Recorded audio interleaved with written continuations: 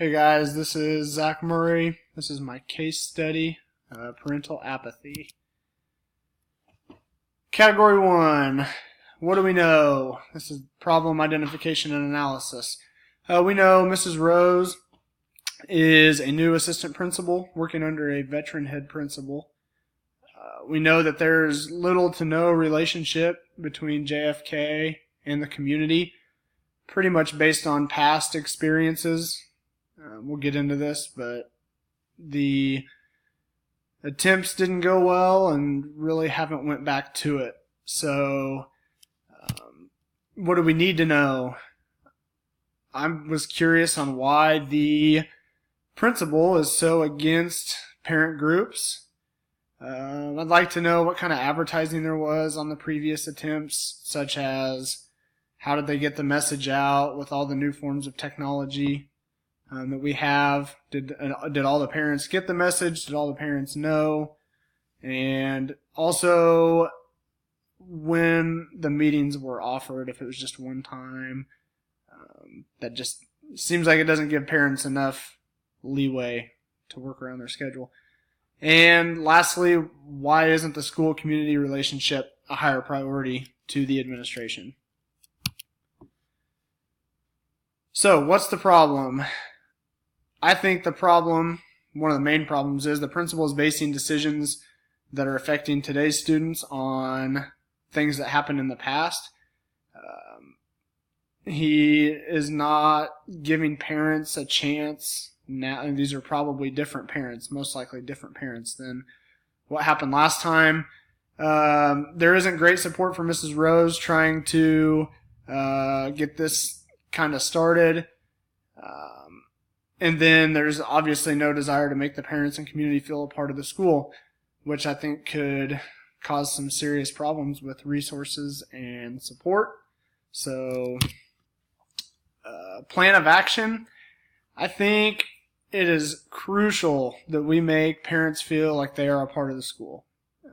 I think that helps a lot of things, where if parents are supportive of the school, they get their kids and the students more bought into what the school is trying to do.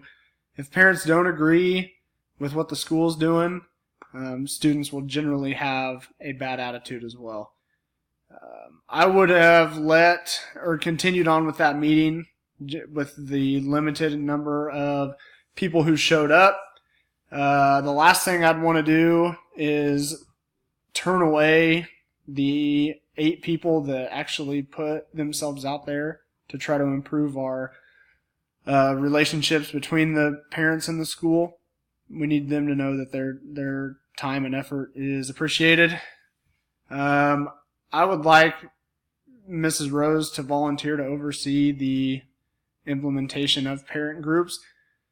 I think this would be really good, where our head principal is not on board. This would be a nice way for him to not really have to worry about it, but yet still know what's going on. We have to come up with a better way to get the message out there. Twitter, social media in general,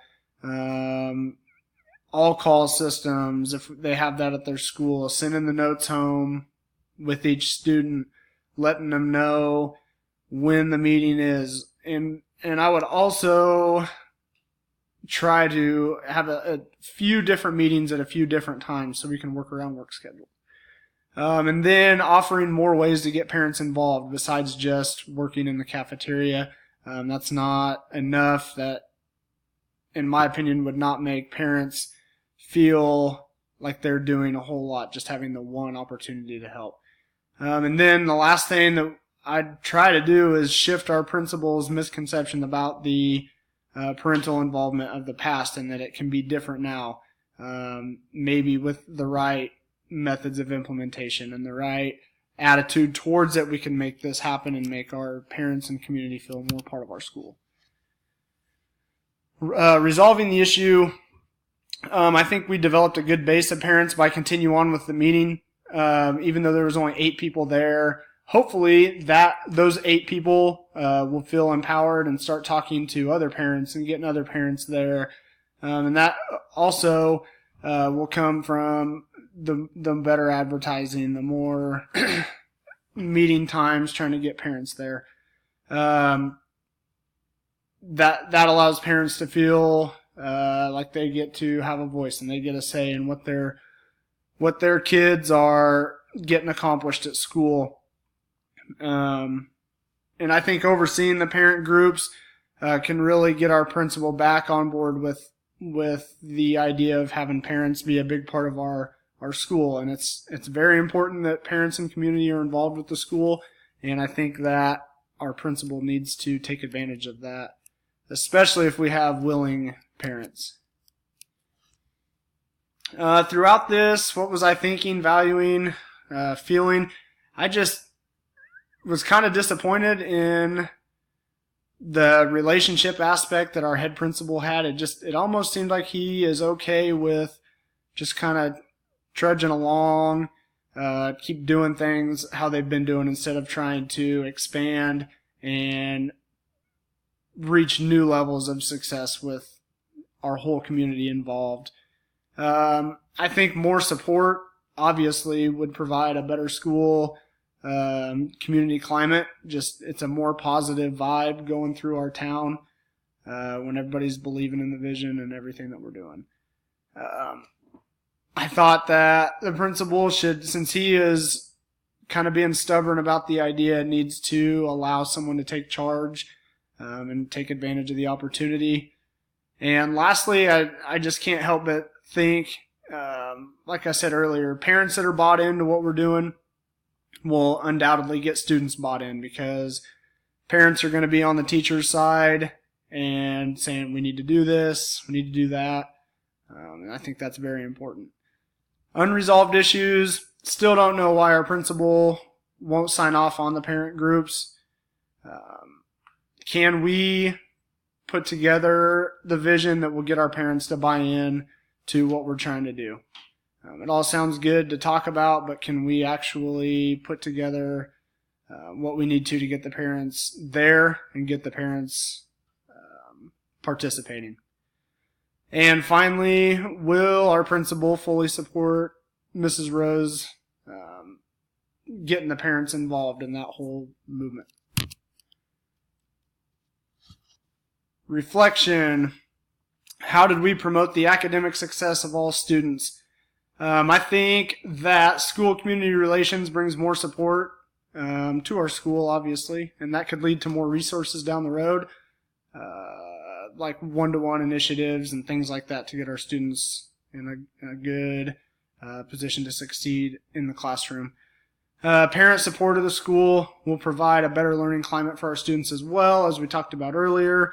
If they're believing in what we're doing, our vision, they're going to be supportive of the school, saying we need to do this. And then Mrs. Rose changing the culture and allowing parents to have a voice in their children's education will go a long ways as well in getting their support. Component 2, promoting the personal well-being of every student. Having a better climate and support from parents who believe in the vision will no doubt make them feel better about coming to school. Having support of teachers and support of parents, all believing in the same thing. Community involvement boosts the spirit of the town and everyone in it. Athletics, school success, you name it. When good things are happening, everybody's, spirits are at a higher level. And then this one's important in my opinion. Parents can act as a communication bridge between the school and the children and their children or students. If there's, everybody has students that may not feel comfortable telling parents stuff that is happening at school, or students that are afraid to tell the school stuff that they, things that is happening at school. Parents can act as that bridge and hopefully be able to relay the message.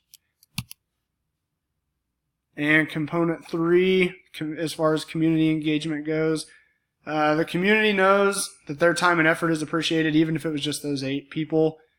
We honored their commitment by continuing on with that meeting. The parents in the community will have a voice in what's going on at the school, whether that is athletics, academics, it doesn't matter. That's why we have these groups. And then by putting together a better plan, more people will get the message and more people will get chances to be a part of this and have a voice in what's going on. So that is my case study. Thank you guys for listening.